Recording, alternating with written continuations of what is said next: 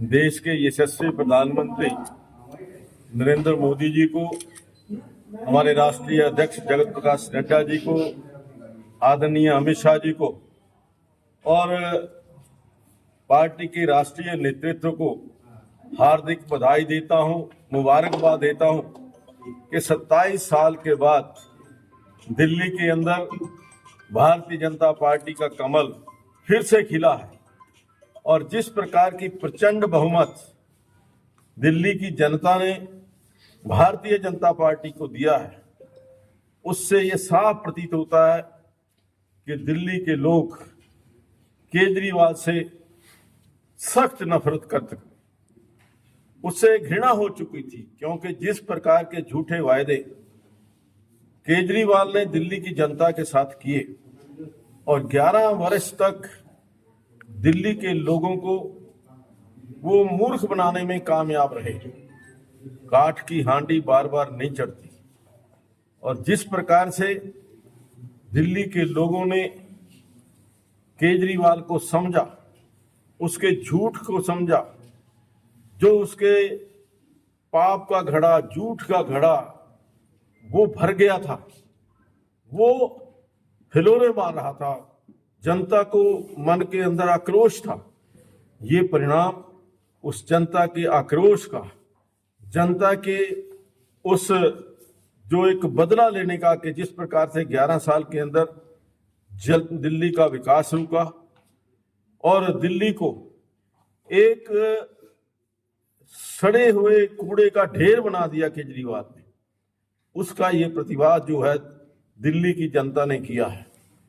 दिल्ली की जनता ने दिल्ली के अंदर विकास हो, दिल्ली के लोगों को अच्छी शिक्षा और स्वास्थ्य मिले और दिल्ली में डबल इंजन की सरकार आदरणीय नरेंद्र मोदी जी के नेतृत्व में बने ताकि दिल्ली का विकास हो सके, इसको लेकर के ये इतना बड़ा मैंडेट दिया है और मैं दिल्ली की जनता का बहुत बहुत धन्यवाद करना चाहता हूं कि उन्होंने समय की निजाकत को देखते हुए, दिल्ली की व्यवस्था को देखते हुए ये जो बदलाव किया है, ये दिल्ली के हित में भी है और देश के हित में भी। बात की जाए जिस तरह से बयान दिए गए थे केजरीवाल द्वारा कि हरियाणा के द्वारा यमुना में जहर छोड़ा जा रहा है या फिर बीजेपी द्वारा वोटरों को खरीदा जा रहा है या फिर उनके विधायकों को खरीदा जा रहा है, उसको लेकर क्या कहना चाहेंगे? ये जो हथकंडे बहुत पुराने हो चुके हैं।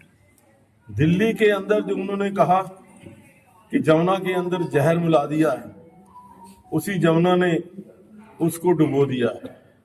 उसी वो जो जहर का झूठ बोला, जमुना नदी जो है किसी को माफ नहीं करती, उसको डुबो दिया है। बार बार जो झूठ बोलना या 15-15 करोड़ रुपए के लिए भारतीय जनता पार्टी खरीद करने के लिए तैयार है। जब इतना बड़ा भारी बहुमत हो, दिल्ली की जनता भाजपा की सरकार बनाने के लिए तत्पर हो, तो इस प्रकार का झूठ ज्यादा देर नहीं चलता।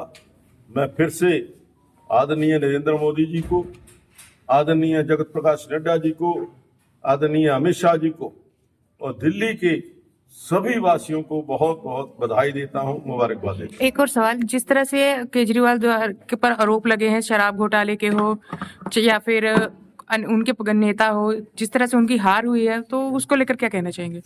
देखिए, मैंने पहले कहा कि उसने जब से सत्ता संभाली, झूठ के आधार पर सत्ता संभाली।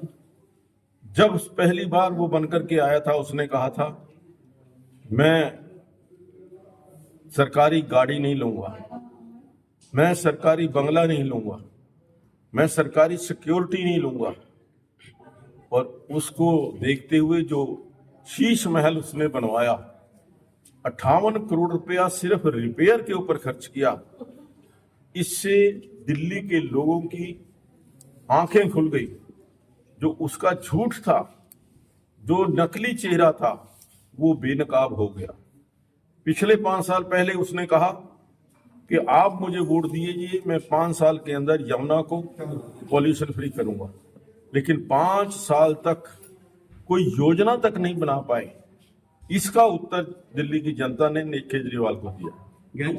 27 साल हो गए भाजपा को वनवास काट कर। एक बार तो नरेंद्र मोदी जी की पूरी टीम लग गई थी और पूरी जान लगा दी थी। आपने भी विधानसभा में अपने काम किया और अच्छी वोटों से जीते हैं।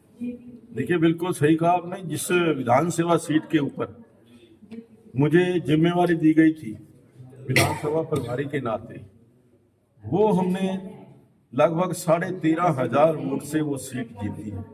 और 27 साल के बाद, 27 वर्ष के बाद, क्योंकि बीच में बहुत सारी सीटें जीती गई, लेकिन वो सीट 27 साल के बाद हम जीत करके आए। और मैं समझता हूं कि जो केजरीवाल के झूठे वायदे थे या केजरीवाल ने जिस प्रकार का धोखा वहां के झुग्गी वासियों के लिए, वहां के गरीब लोगों के लिए किया, वहां के गरीब लोगों ने उसका उत्तर दिया। तो आगे पंजाब का भी नंबर से, क्या पंजाब में भी बीजेपी का परचम लगाया जाएगा? बिल्कुल। देखिए, इसमें कोई दो राय नहीं कि जो केजरीवाल अब वो दिल्ली को बर्बाद करके पंजाब को बर्बाद करने के लिए यहाँ पंजाब के अंदर आएगा, लेकिन जैसे दिल्ली की जनता ने उसको बता दिया, ऐसे ही पंजाब की जनता भी उसको उत्तर देने के लिए बेताब है।